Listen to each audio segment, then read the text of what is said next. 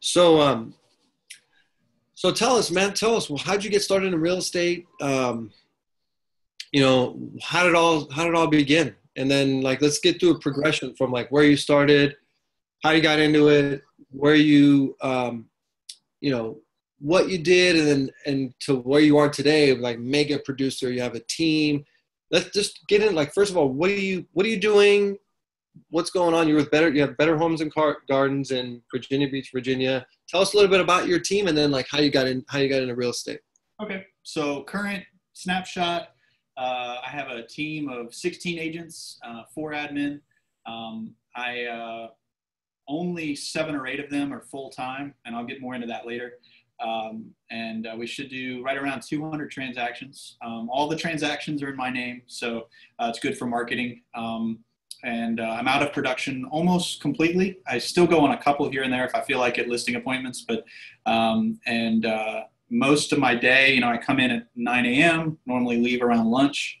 Of course, I'm available virtually. I'm not like, I don't turn my phone off the rest of the day. But the systems that we have in place are allowing people with zero experience to hit it really hard and really fast. And so, yeah, we should do around 50 million this year. The average sales price is 185,000. So like to do 50 million, Turning and burning, man. Yeah, real fast, 20 transactions a month, boom, boom, boom, boom, boom. So you got to be real organized. It's great. Current status is I'm living the freaking dream. And so, going back in time, I started in the business. I was managing a shoe store and Athlete's Foot, kind of like Foot Locker. And I was making $8 an hour. And there was a hard money lender that was either crazy or smart enough to lend me $50,000 to buy a house, to flip it. With a balloon payment of $60,000 at the end of 1 year. And so I did it. I sold it the 11th month before the balloon payment was due. And I remember when I finally closed it, never looking back. It was on Pewter Road in Virginia Beach, Virginia. I'll never forget that house. Sometimes I drive it back, a tear just kind of, I'm just kidding. But so that was kind of like, that's what got me interested in real estate was I flipped a house. And so then at 20, I got my license. And so I'm 37 now. So 19 years in this business. I was at a 100% company. So they didn't provide any training. They didn't provide any resources. Not that there's anything wrong with 100% companies, but there was nothing. They didn't add any value. It was just a place to hang my license, which was fine because in 2003, you stick a sign in the yard, you get like 12 calls. I was shooting fish in a barrel. Super easy. So then my phone stopped ringing. 2008, 2009. I had like $1 million short sales fall apart at the closing table because the bank wasn't sure what they wanted to do. It sucked, like royally. That year I made $1,000. So here I was, popping, 19 years old, making $20,000, $30,000 a flip. Wasting all of that money, by the way, buying rims and everything, just so wasted every penny of it because I was young. I didn't understand the value of what I was doing, and I racked up. I think it was $50,000 of credit card debt that year, buying groceries, gas. I had one son with my wife, and if you can imagine. Losing I was a week away from bankruptcy, 7 days away from losing everything. And if you can imagine, with financial troubles come lots of other troubles, right? So marriage troubles, my son had some health issues. I didn't have any money. So I had to get a job to support my family. And I started at a steel building company. And so I had to call 100 people a day and sell steel buildings over the phone. And these buildings were between $50,000 and $100,000. That was the only place that was hiring. And so steel buildings. Yeah, I don't know. I would never buy a steel building over the phone. That's weird. It's very weird. Anyway, I did that for a year. I became their top salesperson. I was also miserable because if you can imagine the grind of creating a sizzle enough of a sizzle on the phone to buy a $50,000 building, it's exhausting. Okay. And so then I went into the life insurance industry for another 6 months, and convincing people that they're going to die and they should spend money to protect their family is incredibly hard, because you have to create the need, right? Like, hey, you're going to die, you know. So I did that for 7 months and learned how to follow up. So the reason why that's relevant to this is I took immediate success in real estate. That got me in the business. Then I lost everything at 30. And I started to have to work in sales industries and realized how hard you have to work for the sale. So then I was able to secure an REO account back in, I don't know, maybe 6 or 7 years ago. And that was my shot. I remember looking at my wife, I said, if I can get 60 days of money in sales, I want to go back full time. She was not happy, but to her credit, she let me do it. And we never looked back. And so what I want to tell you all is that experience of failure, I'm very grateful for. One, because I never squander an opportunity. Any opportunity I have to develop a stream of income, a sale, a lead source, conversion methods, better organization. You know, people ask me, how did you get to the point where you don't have to do that much anymore, right? My favorite t-shirt says, overnight success, years in the making. And it's a white t-shirt. And because everybody sees, you know, wow, man, Barry, I never wear a collared shirt anymore. I always wear t-shirts. I did this for Kevin. No, it just actually worked out. But people ask me all that. And the answer is, I just try to make everything better every day. Now, that doesn't mean I'm freaking out all day, but like, let's say there's a process that sucks with our workflow. Well, if it sucks, I'm going to try to figure out a way to fix it. And the thing about automation and investing in your life is the dividends that come as a result of those decisions, they pay off for years to come. So, you know, if you take $1,000 invested in, what's that, cryptocurrency, you take $1,000, you invest it, you might not necessarily get a bunch of money right away. It's going to take a few years. But then eventually people are going to look at you and be like, man, where'd you get all your money from? How'd you do this? The dividends of the investments in your life pay off later on. And so what I want to tell you guys is if you're getting leads from the team and you're consistently not performing, somehow your system is broken and you're squandering your opportunity. And what a lot of agents do, if they have a lot of opportunity, we subconsciously train ourselves to feed from the fire hose and wait for low-hanging fruit. So if the lead doesn't say, yes, I'd like to see the house on 123 Smith Street tomorrow, in our mind, we check, move on to the next one. And what I want you to understand is that's the difference between somebody that makes a lot of money and somebody who doesn't. The person that catches every lead, snatches it, works it, finds a way to systematically nurture it and stay connected with those people. That's the difference between a moneymaker and somebody who's barely making it. And you'll see it in their eyes. When they walk in, some salespeople come in and they're just broken down, they're depressed, they're bummed out. And 9 times out of 10, it's all in those little details. And so figuring out what's broken, what doesn't work in every piece of the business very slowly has resulted in me feeling like I won the lottery. I haven't won the lottery, right? I still go to work every day, but I'm only doing things that I enjoy. Like, right now as we speak, a contract was just ratified. 2 listings are going live. We just procured, hold on a second. I'm looking at my CRM. Within the last 24 hours, 7, 8, 9, 10, 11 leads. No, I'm sorry. 20 leads have come in. All of them are being nurtured right now by an ISA.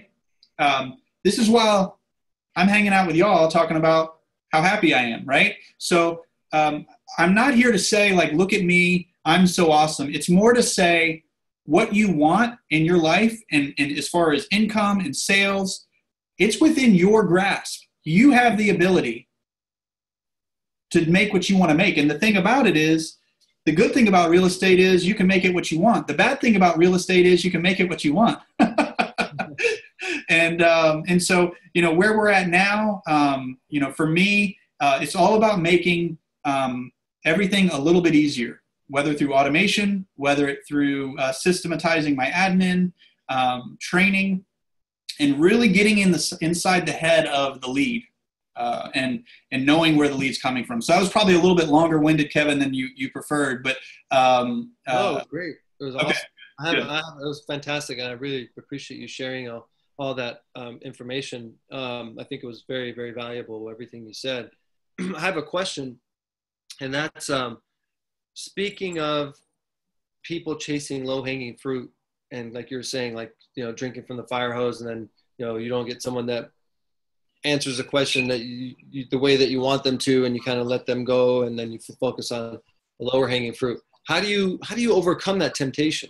Like, how do you overcome that? What did you do, and what are some tips that you would use or share with us? Fear. Fear is an incredible motivator when harnessed appropriately. I'm not walking around having a panic attack, right? But I am legitimately afraid of losing everything all over again. And I think if you have a correct viewpoint and a correct perspective with fear, it can motivate you. So, people think courage is the lack of fear. It's not. Courage is doing something while afraid. And so I'm afraid of losing everything like I did back when I was 30. And so no opportunity, no stone gets unturned. And so, part of the problem with agents on a team is they view themselves like an employee. And so they don't take advantage of every opportunity because they're going to work today. And it's very unfortunate, because the agents that I see that come into my office that make a good living, they're owning their own business. Yes, they're working on my team, but they own their own business. And those are the ones, by the way, when I've got a hot opportunity, I know they're not going to squander it. And so now they're getting even more opportunity because of the person they become. That's awesome. Yeah, I love that. I think it's sort of encapsulating your fear. Yes. And utilizing it and using it as a motivator is right. powerful. That really helped me too, starting out, because we're a 100% commission-based industry. Right? Right. So I mean, there's got to be some fear there. There's definitely some. Gotta hunt to eat. That's right. So okay, so then you got into it. You guys started doing the REOs, and then like, how did you progress from that point? Sure. To getting into like systemizing and things like that? So my REO accounts, I had to earn my stripes. And so the REOs that I was receiving, a lot of them I needed police escort because they were drug houses. Yeah, it was really, really bad. People were buying them with, how you get on your credit card, they'll send you like a check that you can write. Like, I had a guy actually buy a house with one of those credit card checks. Yeah, he was just getting in the investment game. And anyway, but so I took those, and I was responsible. I did a good job. And I started to see the same investors coming through. And so what I started to do was I started to really service those relationships really well. And eventually I got to the point where a lot of them were only buying through me. And so if I got 60 REOs, I was maybe selling 60 or 70 to the investor. And so I remember the first year I sold 120 homes by myself. Wow. And it was 5 or 6 years ago. And I looked at my wife and I said, I am miserable.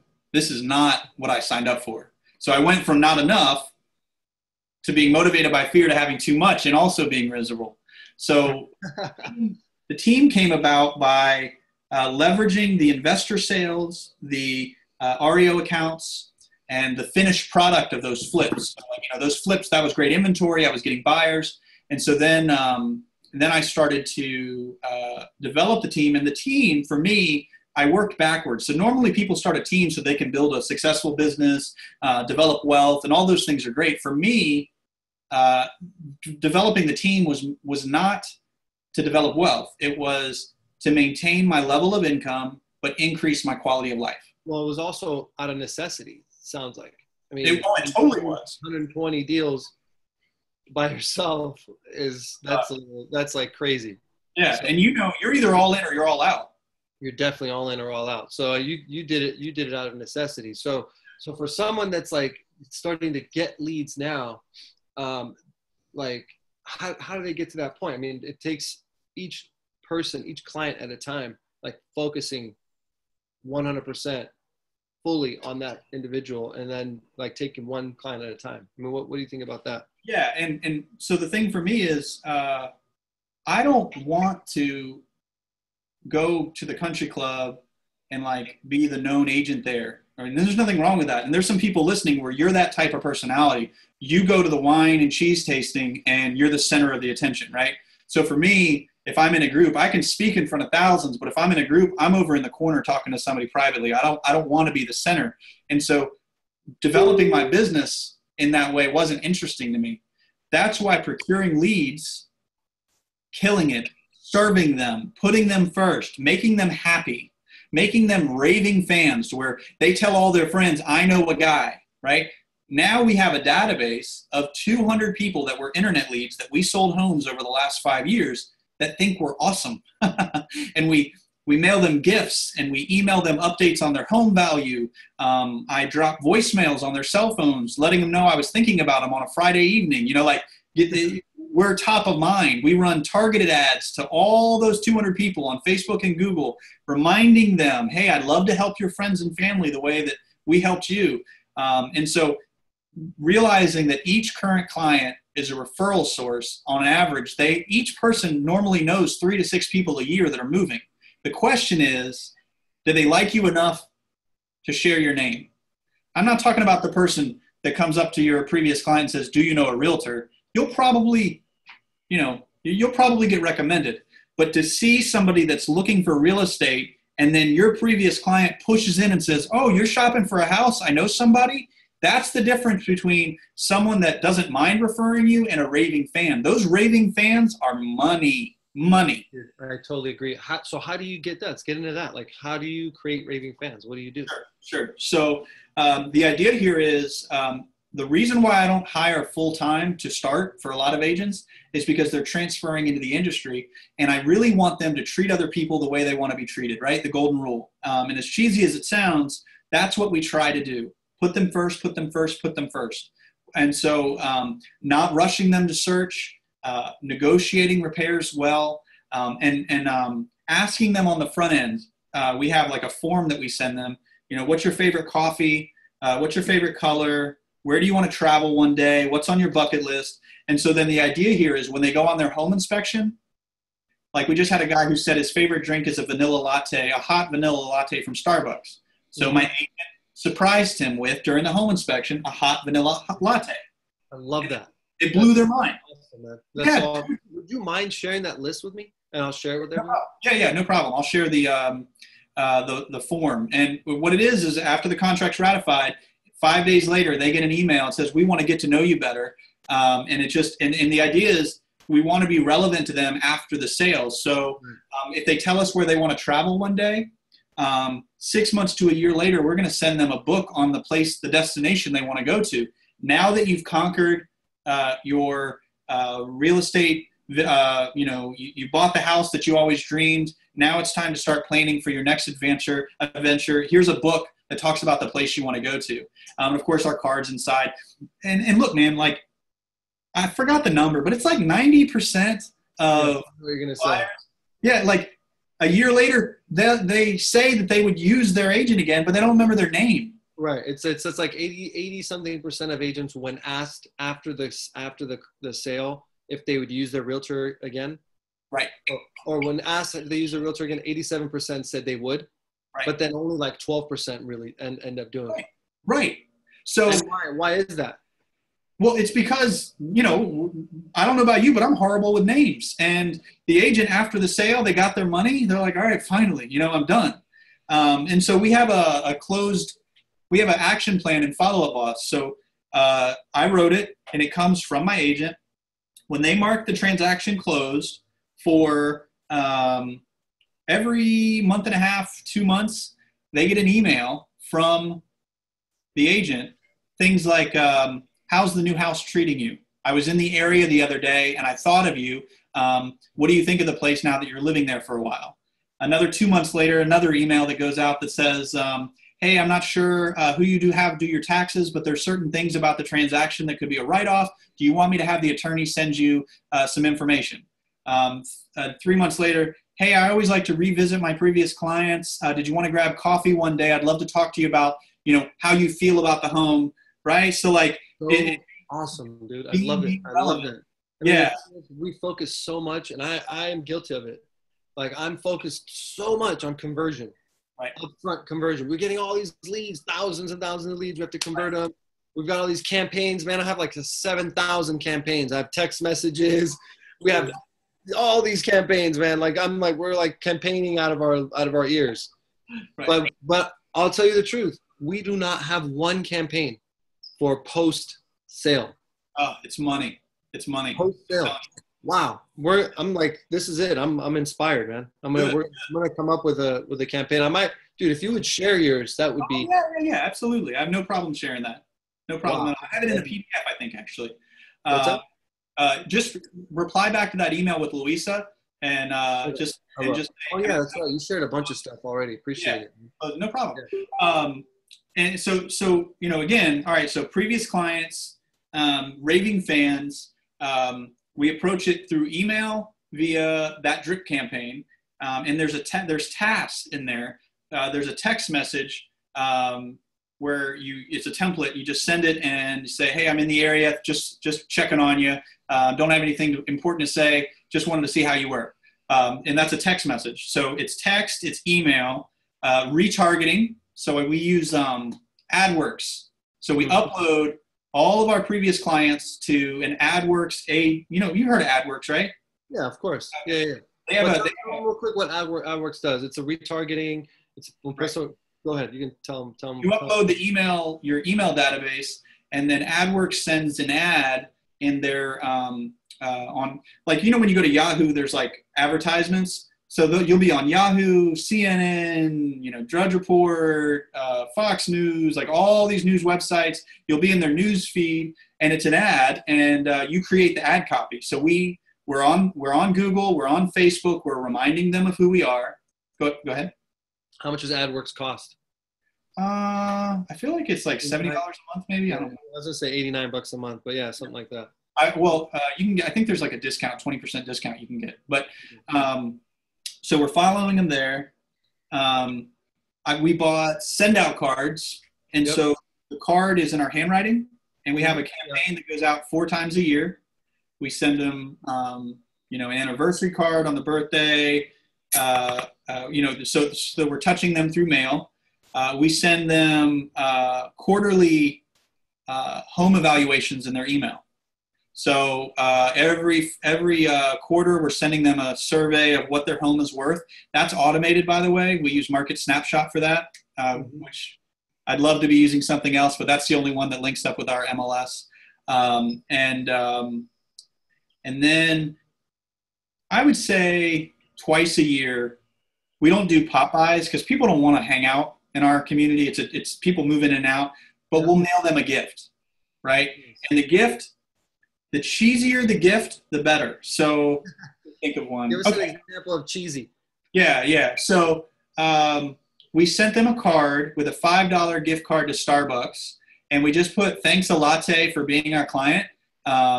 We sent them pumpkins. We had somebody drop a little pumpkin off. It was like $2 a pumpkin, and it had a card on top of it that said, we'd love to carve out some time to talk about your long-term real estate goals. We did a little potted plant with a flower.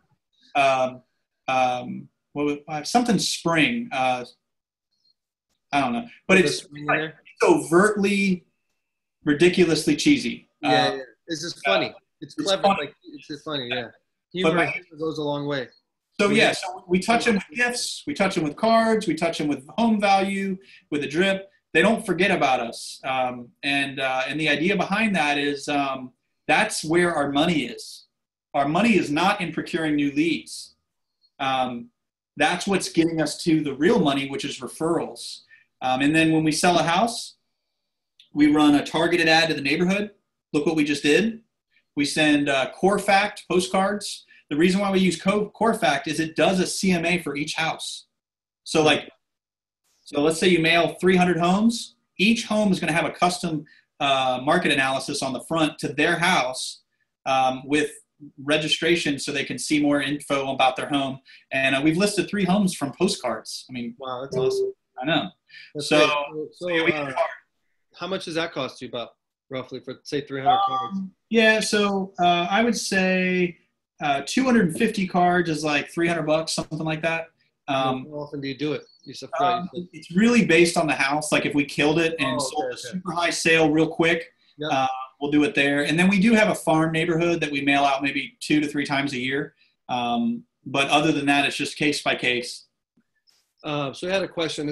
I missed this question earlier, but you kind of answered it, but then maybe get a little more detailed. So would you say, like, how often would you stay in touch with people after you sold the property? Let's say in a year, how many touches do they get from you, roughly? I mean, I know you probably don't know exactly, but just ballpark.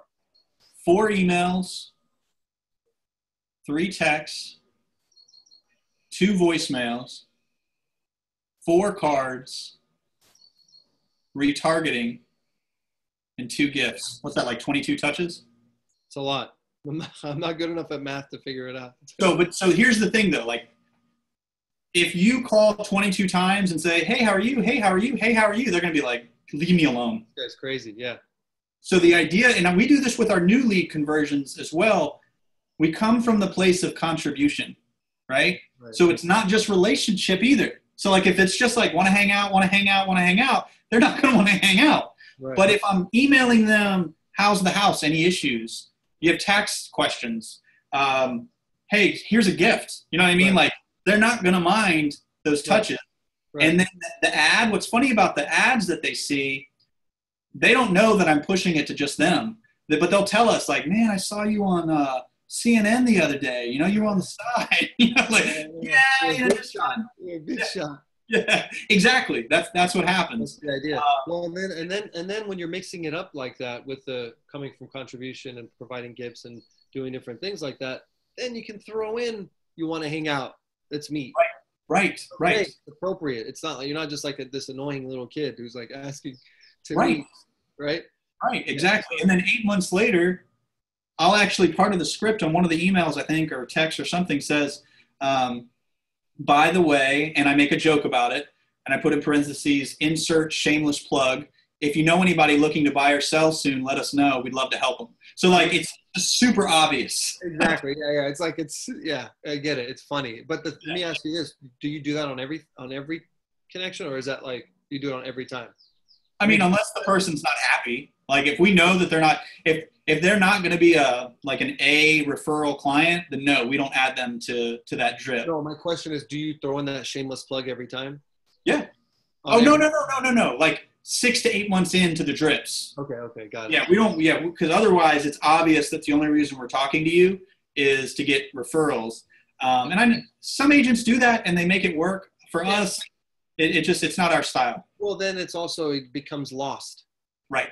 So just you just don't see it anymore. Right. And it's like, and they're happy. Like they're going to refer you because they're happy. Right. And so eventually though, I want to remind them like, I'd love to get a referral. Right. And then another thing we do is the other thing real quick with that is if you've given them all this stuff. Right.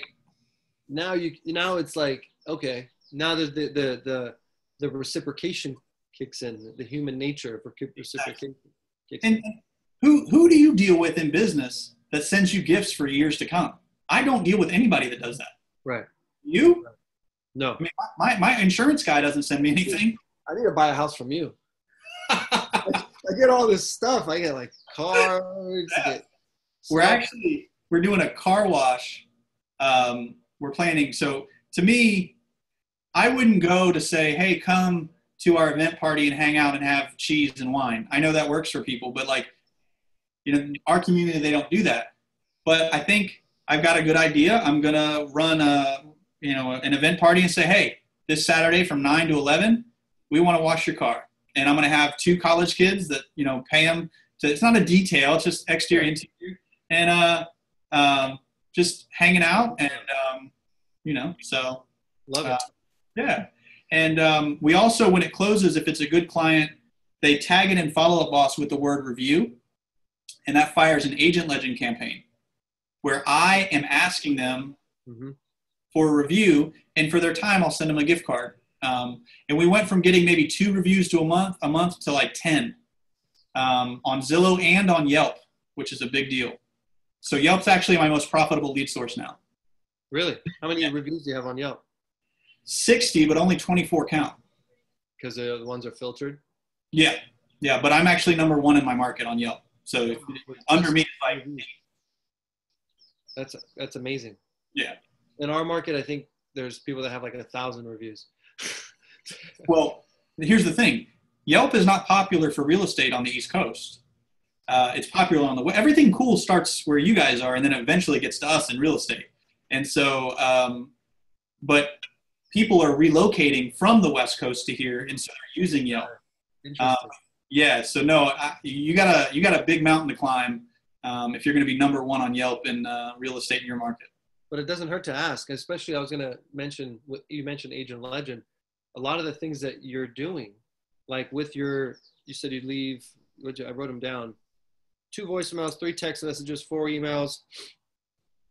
Not outside of the cards and the retargeting, couldn't you use Agent Legend for that? Yeah. Yeah. And like if you tag in our CRM PCW, past client weekend, on a Friday, they get a voicemail from me and an email, and the email says, hey, I just left you a message. And it just says, hey, it's Friday. We haven't spoken in a while. Just wanted to let you know I appreciate you as a client. Don't have anything important to say. If you have any issues or questions or concerns, feel free to call. Let me ask you this. What about current clients that you have? What do you think about doing something like that with them? Yeah, so with current clients, they get bomb videos at different points in the transaction. So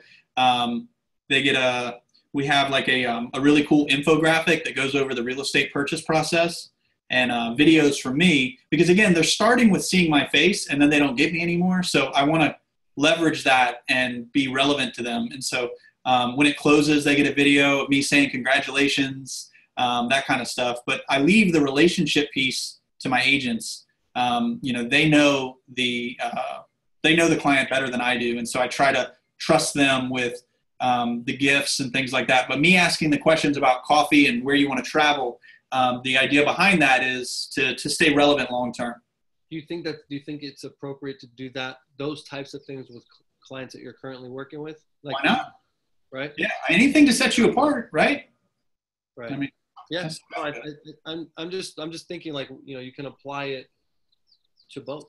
You can apply it to current clients and you can apply it to past clients. The difference is with current clients, if they're buyers, I mean, you don't know for sure if anything's going to come from that. At least with a past client, you've already been paid, right? Like, and you can get them as a referral. So it's a little bit more of a risk. However, I think if you have a good, solid client, the more you're in front of them, and everything you're saying, it's just top of mind. You're right. Top of mind with them. The idea is you want to stay in front of them so often that they're gonna.